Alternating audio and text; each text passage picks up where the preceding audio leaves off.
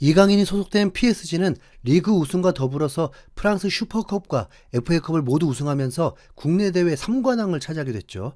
흔히 도메스틱 트래블이라고 불리는 업적으로 이강인도 3개 우승컵을 또 들었습니다. 그리고 다가오는 6월 1일에는 챔피언스리그 결승전도 예정되어 있기에 PSG는 잘하면 그토록 바라던 챔스 우승까지 가능할 수도 있는 상황입니다. 하지만 손흥민의 우승에 너무나 벅차고 전 국민이 기뻐했던 것과는 달리 이강인의 도메스틱 트래블에 대해서는 그리 와닿지 않는 게 솔직한 심정입니다. 그 이유는 여러 가지가 있지만 무엇보다도 최근 이강인이 파리에서 받는 대접이 빈정을 상하게 만들기 때문인데요. 이강인의 축구 실력이 딸린다던가 하는 건 절대로 아니라는 거 말씀드립니다. 이번 시즌 이강인은 프랑스 리그왕에서 교체 포함 30경기에 출전해서 6골 6어시로 평균 이상의 좋은 활약을 보여줬거든요. 챔피언스리그까지 합치면 이강인은 파리에서 2000분 이상 출전 시간을 소화하면서 맡은 역할을 충분히 다 해줬습니다. 파리 생제르맹의 우승에 이강인이 묻어가고 그런 느낌은 전혀 아니라는 거죠. 그럼에도 불구하고 기분이 나쁜 이유는 대회 상위 라운드로 올라가면서 이강인의 출전 시간이 줄어들었기 때문입니다. 엔리케 감독이 진짜 지독하게 네베스와 비티냐 조합만 고집하면서 이강인은 매번 벤치에만 앉아있다가 박수만 치고 돌아가야 했거든요. 공격수 쪽에서는 흐비차를 겨울 이적 시장 때 영입하고 올 시즌 영입된 두에도 점점 팀을 적응하다 보니까 이강인 활용도가 예상치 못하게 극도로 떨어져 버렸습니다. 진짜 짜증나는 일이었는데 이럴 거면 아예 선발 명단에서 빼버리던가 그러지는 않고 꼭 교체로는 올려서 언제 나올지 모르는 경기를 봐야 했습니다. 이번 쿠프 드 프랑스 결승전에서도 이강인을 교체 명단에 올려놓고 결국 단 1분도 뛰게 해주지 않았고요. 이강인의 커리어의 우승이 추가된 건 기쁘지만 그렇게 와닿지는 않았던 이유입니다. 하지만 우승을 축하하는 세레머니 때에는 이강인에게 주목할 수밖에 없었는데요. 이강인이 우승 행사에 여자친구와 동석해서 다정한 모습을 연출했기 때문이죠. 두산가의 5세로 알려진 이강인의 여자친구는 이강인의 친누나가 직접 소개를 해줘서 만나게 됐다고 알려져 있습니다. 그동안 열애설만 났을 뿐 확인되지 않았는데 이번 우승 행사에 동석하면서 공식적으로 관계를 인정한 것 같네요. 이튿날 두 사람은 프랑스 파리에서 열린 테니스 메이저 대회인 프랑스 오픈에도 함께하면서 관중석에서 포착됐습니다. 이강인은 현재 파리에서 주급이 2억 가까이 되고 연봉도 거의 100억에서 120억에 육박한 상황인데 웬만하면 꿀릴 일이 없잖아요. 그런데 그 상대가 재벌가의 여인이라면 이야기가 조금 달라질 수도 있습니다.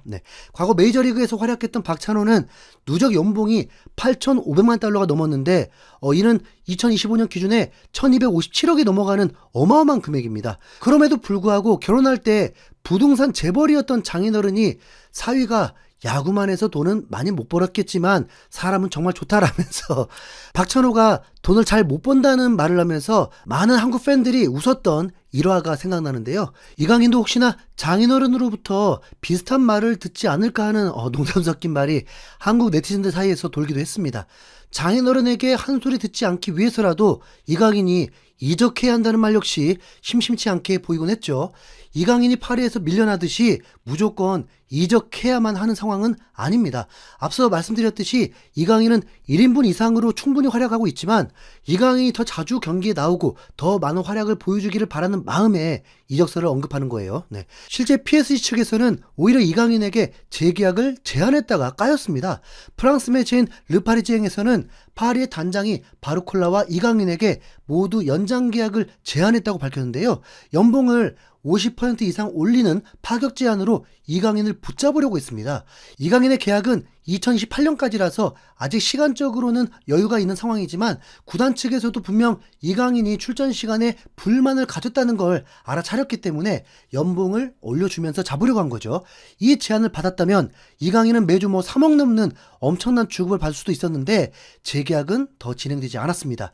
이강인을 찾는 팀이 유럽의 빅리그마다 최소 한 개씩은 존재하는 상황에서 출전 시간이 적은 걸 감수할 이유는 없잖아요. 만약에 이번 챔스 결승전에서 엔리케 감독이 이강인을 선발로 쓰면서 우승한다면 이야기가 달라질 수는 있지만 그럴 확률은 솔직히 높지 않습니다. 그렇기에 이강인도 재계약을 하지 않고 이적 시장의 분위기를 보려는 것 같은데요.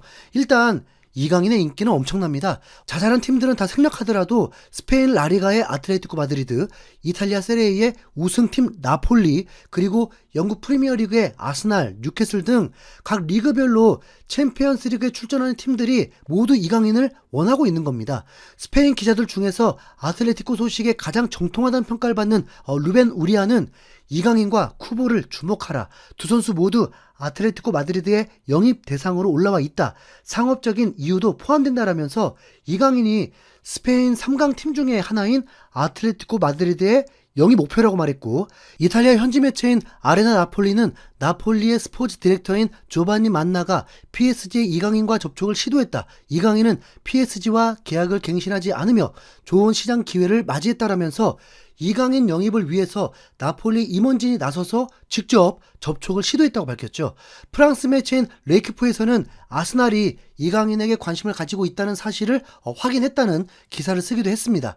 영국, 스페인, 이탈리아 할 것 없이 모두가 이강인을 원하는 상황인 거죠. 냉정하게 축구적인 면만 생각한다면 이강인과 가장 어울리는 팀은 어쩌면 아틀레티코 마드리드일 수 있습니다. 기본적으로 이강인이 유소년 시절을 보냈던 곳이 스페인이다 보니까 축구 스타일 자체가 잘 맞고 또 팀 색깔도 이강인과 어울리거든요. 색깔이 바뀌긴 했지만 아틀레티코 마드리드는 기본적으로 수비를 먼저 탄탄히 하고 전방으로 예리한 킬패스를 찔러 넣으면서 득점을 하는 스타일을 추구하고 있습니다. 이강인은 여기에 최적화된 인재죠. 네. 하지만 아무래도 바르셀로나와 레알이라는 슈퍼팀들에게 밀리는 감이 좀 있어서 리그 우승은 조금 더 힘들 겁니다. 그런 의미에서 이번에 세리에에서 우승한 나폴리도 분명 괜찮은 선택지입니다. 일단 김민재로 인해서 이미 많은 한국 팬분들이 익숙하게 생각하는 팀이기도 하고요. 최근에는 맨시티를 떠난 데브라이너가 나폴리로 갈 수도 있다는 소식이 나오면서 이강인이 데브라이너에게 축구를 더 배우면 완전체가 되지 않을까 하는 얘기도 나오고 있죠. 하지만 나폴리를 우승시킨 콘테 감독이 요상하게도 우승을 시키자마자 팀을 떠나서 감독이 바뀐다고 하는 게 걱정입니다. 그 이유가 알려지지 않았기 때문에 섣불리 판단하기가 좀 힘들거든요. 아무래도 가장 인기가 많은 리그인 프리미어리그로 오는 게 많은 팬분들이 원하는 행선지가 아닐까 싶은데요. 그 중에서도 뭐 아스날이냐 뉴캐슬이냐 아니면 크리스탈 팰리스냐 하는 문제들이 또 골치가 아파집니다. 원래는 아스날 이적에 부정적이었는데 아스날이 레알 마드리드를 완벽하게 꺾고 챔스 4강까지 가는 걸 보니까 또 혹하더라고요. 그러면서 아스날의 주전 미드필더인 메리노와 웨데고르가 폼이 좋지 않아 보여서 이강인이 가더라도 충분히 주전 경쟁을 해서 출전할 수도 있는 가능성이 보였습니다.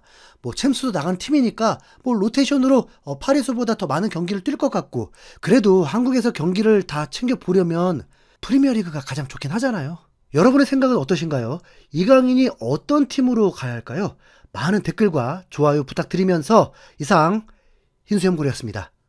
감사합니다.